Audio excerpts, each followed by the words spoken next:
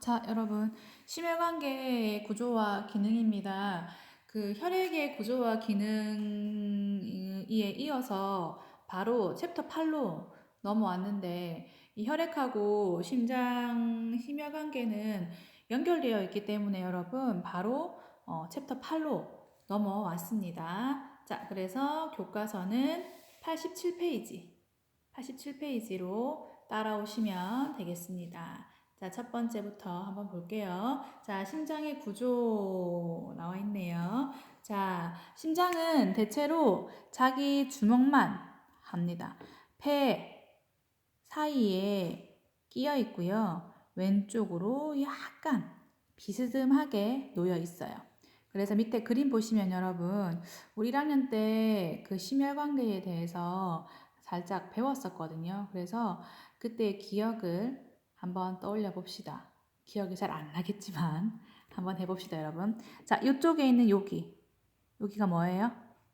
여기는 우심방이고, 자, 우심방 밑으로는 뭐가 있어요? 밑으로는 우심실이 있습니다. 그래서 우심방과 우심실 사이에는 판막이 있었잖아요. 이게 판막. 무슨 판막이에요?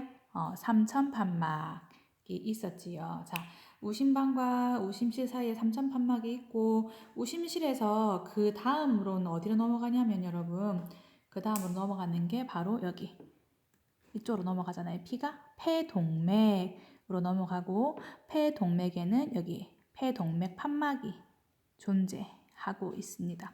그래서 폐동맥을 통해 가지고 양쪽 폐로 피가 넘어간 다음에 양쪽 폐에서 여러분 산소는 다시 받아들이고 이산화탄소는 밖으로 다시 빠져나간 다음에 그 다음 어디로 들어오냐면 여기 좌폐정맥을 통해 가지고 어디로 들어와요? 좌심실로 들어왔습니다. 맞아요. 좌심실로 들어온 다음 여러분 그 다음 어디로 좌심방으로 들어오는데 좌심방에서 그 다음 어디로 가요? 좌심실로 가지요. 그런데 이 좌심방과 좌심실 사이에는 또 판막이 있었어요. 이렇게 두 개. 그래서 판막 이름이 이천판이었고 또 다른 이름으로는 승무판이었습니다. 그래서 좌심실로 온 피는 그 다음 어디로 올라가냐면 여러분 이쪽으로 올라가요. 이렇게 해서 이렇게 이쪽으로 올라가고 이렇게 올라가게 되면 이렇게 대동맥을 타고 머리로 피가 올라가고 그 다음에 그 밑으로 해갖고 사지로 피가 뻗어 나오게 되는데 여기에는 또 판막이 있어요. 무슨 판막? 대동맥 판막이 여기에 있습니다. 그래서 판막이 하는 역할이 뭐예요, 여러분? 기억나세요? 판막은 피가 뒤로 밀려나가는 역류를 방지하는 역할을 하게 되는 게 이 판막의 역할이 되겠습니다. 되셨어요? 그래서 그림에서 여기는 우심방, 삼천판이 있고 우심실이 있고 우심실에서는 다시 폐동맥을 타고 갔다가 폐에서 산소와 이산화탄소 교환한 다음에 그 다음에 다시 폐정맥을 통해서 좌심방으로 들어오고 좌심방에서 이천판, 승모판을 지나서 좌심실로 온 다음 좌심실에서는 대동맥을 타고 온몸으로 뻗어 나간다라는 거. 여러분 여기 밑에 그림 보시면 여기 옆에 이렇게 되어 있는 부분 있죠? 이 바깥 부분. 여기가 여러분 신장 근육이거든요. 어디가 제일 두꺼워요? 어디가? 이가 제일 두껍죠? 이 부분이. 왜 두꺼워요? 이 좌심실에 있는 근육이 여러분 굉장히 두껍잖아요. 왜 그래요? 응? 심장 좌심실에서는 피를 박차고 빵 나가가지고 온몸을 돌아야 하기 때문에 여러분 좌심실에서는 피가 압력을 빡 줘가지고 팡 튀어나가야 되기 때문에 가장 이 심근층이 근육층이 여러분 두껍게 분포가 되어 있습니다. 여러분 이렇게 아셨죠? 자 그래서 밑에 그림 밑에 안에 내용을 보시면요 봅시다. 뭘 줄을 그어야 되나 하면 심장벽에라고 나와 있는데 심장벽은 혈액을 방출해내는 펌프 작용을 하기 때문에 매우 두꺼운 근육성 벽으로 되어 있다. 그런데 특히 좌심실 벽은 대동맥을 통해서 전신에 혈액을 내보내므로 높은 압력을 견뎌야 하기 때문에 가장 두꺼운 벽으로 되어 있다. 맞죠? 여기 좌심실 여기잖아요. 그래서 좌심실에 있는 벽이 가장 두껍다라는 것입니다. 자, 밑에 심장의 내부 보시면 심장에는 4개의 방과 오심방, 오심실, 좌심방, 좌심실 그 4개의 판막이 있다. 판막 어디 있었어요 아까?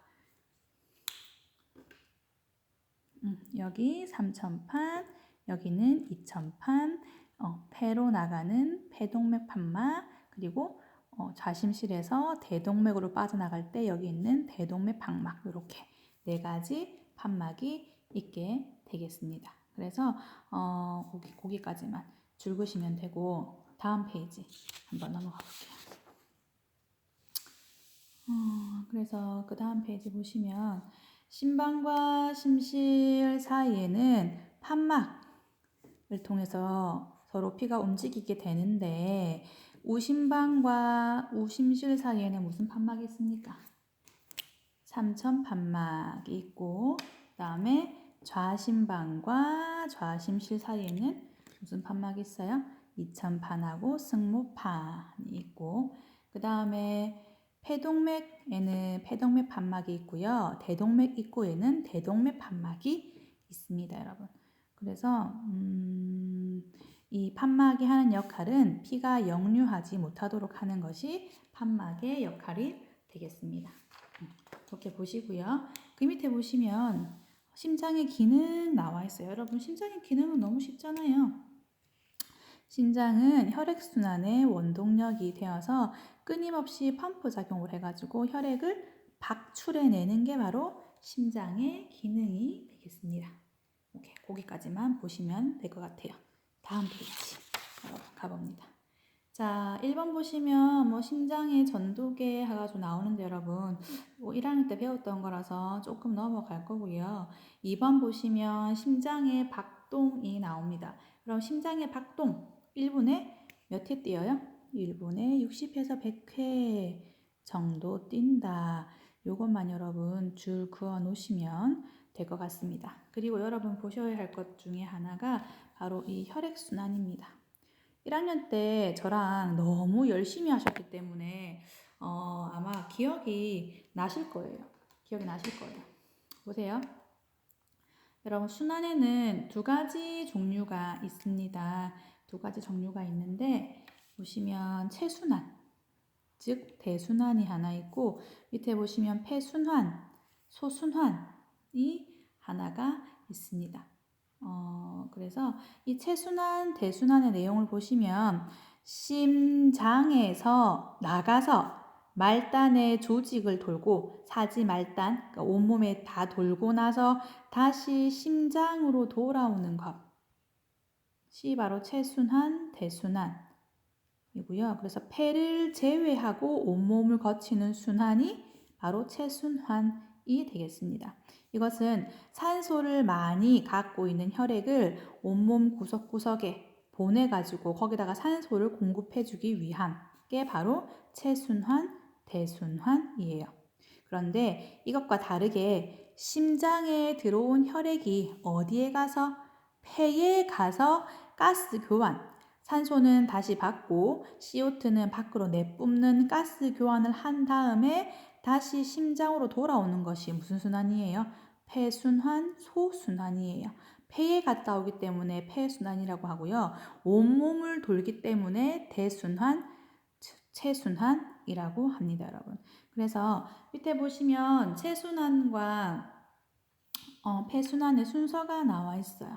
그래서 체순환의 경로는 해가지고 나와 있는데, 자, 체순환의 경로는 맨 처음 좌심실.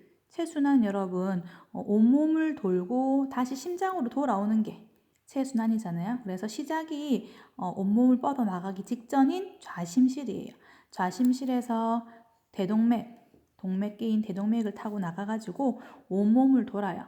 그래서 온몸에 있는 모세혈관에 가가지고 산소는 거기 있는 조직에다가 보내놓고 그 조직에서 쓰고 남은 CO2는 다시 받아와서 정맥으로 돌아오는 거.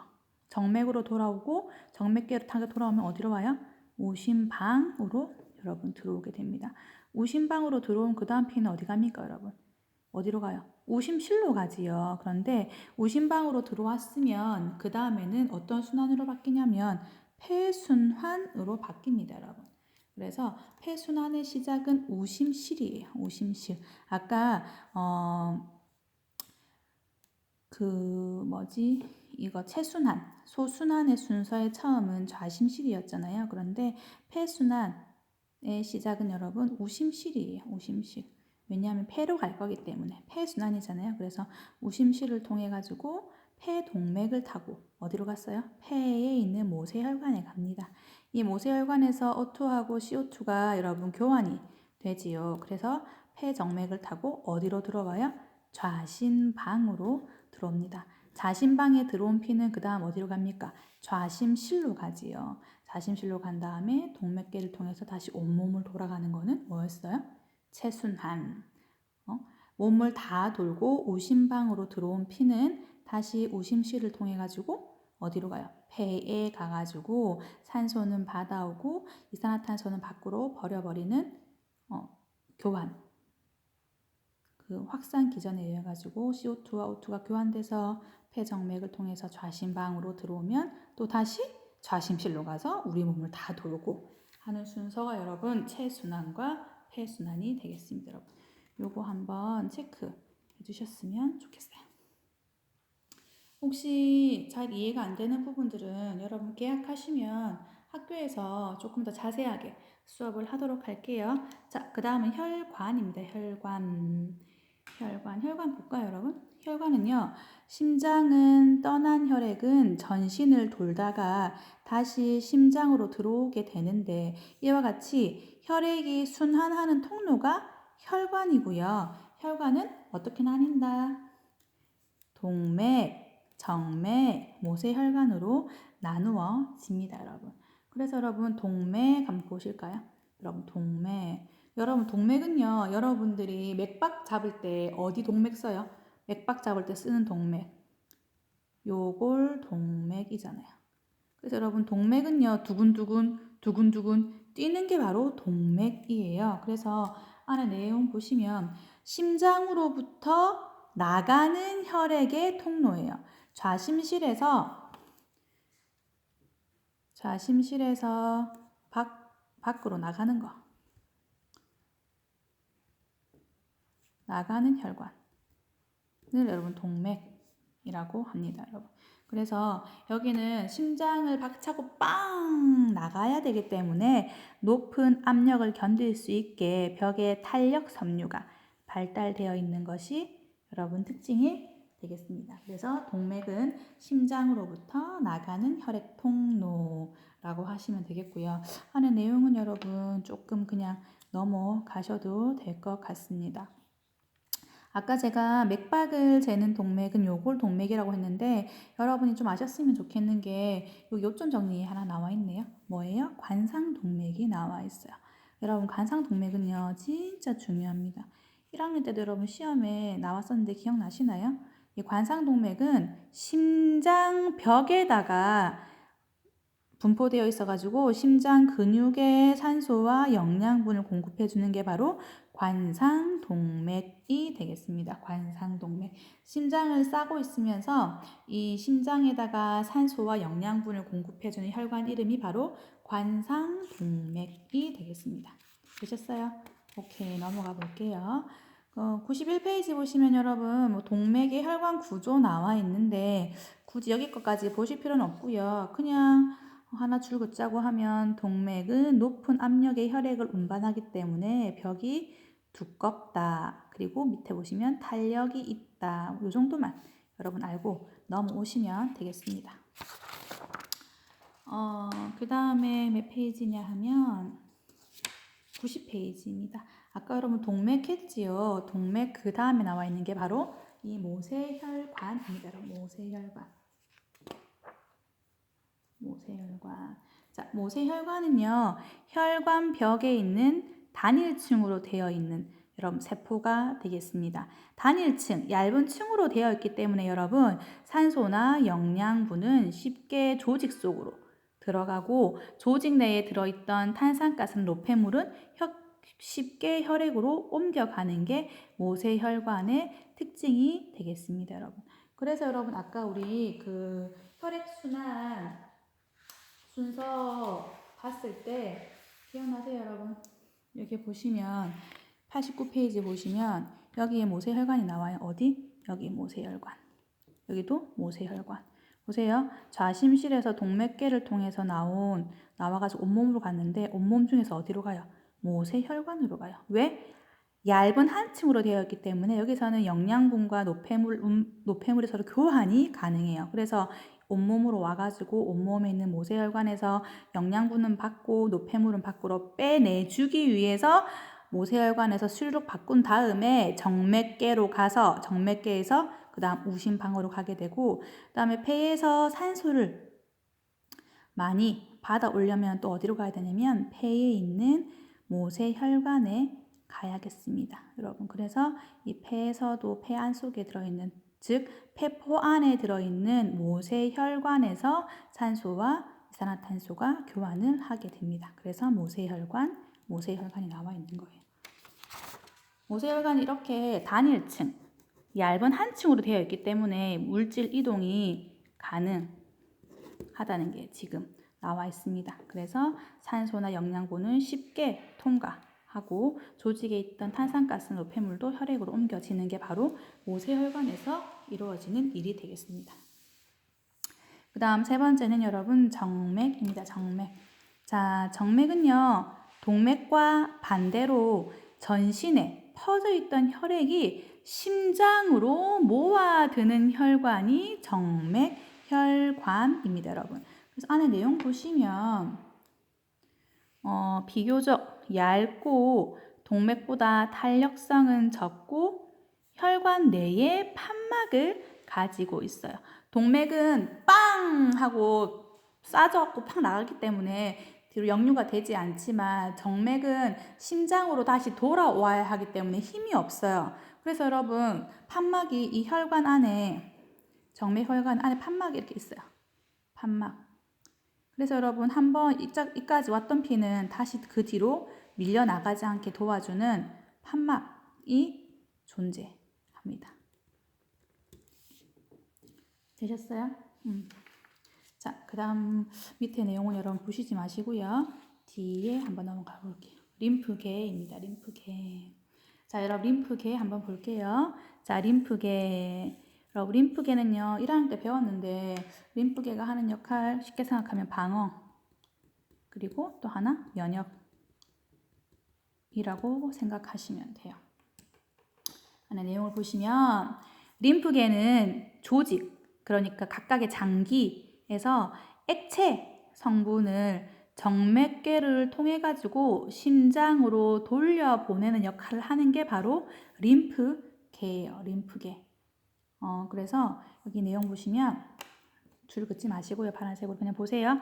림프는 림프관 속에서 흐르는 내용물로 모세관 벽을 통해서 조직에서 스며나온 혈액 성분 중에 하나예요.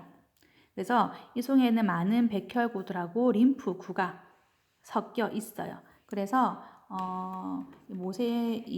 백혈구 림프가 섞여 있기 때문에 이 림프계가 하는 역할이 뭐냐면 식균 작용, 면역 작용, 그리고 부종을 예방하는 기능을 가지고 있습니다, 여러분. 그래서 식균 작용, 면역 작용, 부종을 예방하는 기능을 가지고 있는 게 바로 림프계가 되겠습니다. 그래서 밑에 림프관 보시면 여러분 이 림프계들이 다니는 이 관, 피가 다니면 혈관이라고 하고요. 이 림프가 다니면 림프관이라고 해요. 그런 내용이 적혀 있어요. 한번 확인해 보시고요. 밑에 보시면 림프기관이에요. 림프기관. 림프기관. 어떤 것들에서 특히 더 이런 면역과 방어 역할을 하느냐, 이것들이 어디에 많이 모이느냐, 지금 그 얘기를 할 건데, 보시면 림프절, 나와 있습니다. 자, 림프절은 림프 조직 덩어리로서 겨드랑이, 서해부는 여러분 어딘 줄 알죠? 그 다음에 목 옆에, 그리고 배 쪽에 많이 모여 있어요. 그래가지고 얘는 뭘 하냐면 항체를 만드는 역할을 하는 게 림프절이 되겠습니다. 자, 그 다음 두 번째 림프 기관은 비장이에요. 비장인데요. 비장은 어디에 위치해 있냐면 좌측 상부에 위치하고 있어요. 여러분, 우리 소화기계를 아직 안 배웠네요. 나중에 배울 거네요. 그쵸? 그래서 복강, 배 안에 좌측 상부에 바로 이 비장이 있어요. 횡격막 밑에, 바로 여기 밑에, 여기에 횡격막이 있고 여기에 비장이 이렇게 있어요. 그러면서 비장의 길이는 약 10cm 정도가 되고요. 타원형 모양을 가지고 있습니다. 그런데 얘는 어떤 역할을 하냐면 태생기 때 적혈구 및 백혈구 및 적혈구가 여기서 생산이 돼요. 여러분 기억나세요? 적혈구는 120일 살다가 죽잖아요. 그러면 이 죽은 아이들을 처리하는 기관이 있었어요. 어디였어요? 골수, 또 하나는 비장, 또 하나는 담낭. 맞나? 골수, 비장, 담낭. 맞나? 갑자기 기억이 안 난다. 골수, 아니 담낭이 아니라 간. 간에서 여러분 이 적혈구가 파괴되면 그 시체를 처리하는 게 바로 골수, 비장, 간 요 세 가지가 되겠습니다. 그래서 지금 비장을 얘기하고 있는 건데 이 비장이 왜 죽은 적혈구를 처리해 주냐면 태생기 때는 적혈구를 만들었던 경험이 있기 때문에 그렇습니다. 그래서 다 큰 성인은 골수에서 피를 만들어내지만 아기였을 때 엄마 뱃속에 있을 때는 여러분 이 비장이랑 간이 피를 만들어내는 역할을 하게 됩니다. 여러분. 그래서 여기 옆에 요점 정리 보시면 비장의 기능이 나와 있어요. 얘 어떤 역할을 하는지 여러분 제가 빨간색으로 지금 체크하고 있네요. 5가지가 돼요.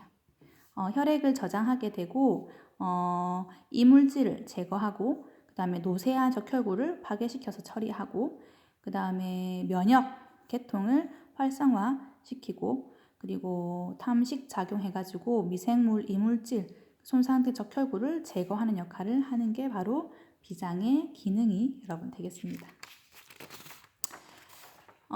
그 뒤에 세 번째 보시면 림프기관 세 번째는 여러분 흉선입니다. 흉선은 흉골. 여러분 기억나세요? 몸통에 있는 그 넥타이뼈 모양으로 되어 있는 거기에 흉골이잖아요. 그 부분에 위치하고 있는 게 흉선이고 흉선은 림프 기관이 됩니다. 그래서 얘도 뭐 면역 반응 같은 것들에 일을 하게 됩니다. 혈액계는 여러분 이 정도만 아시면 시험 치시는데 크게 문제는 없을 것 같아요. 그래서 활동하기 1번 그리고 1번, 2번, 3번 풀어보시면 좋을 것 같습니다. 여러분 수고하셨고요. 다음 시간에 뵙겠습니다.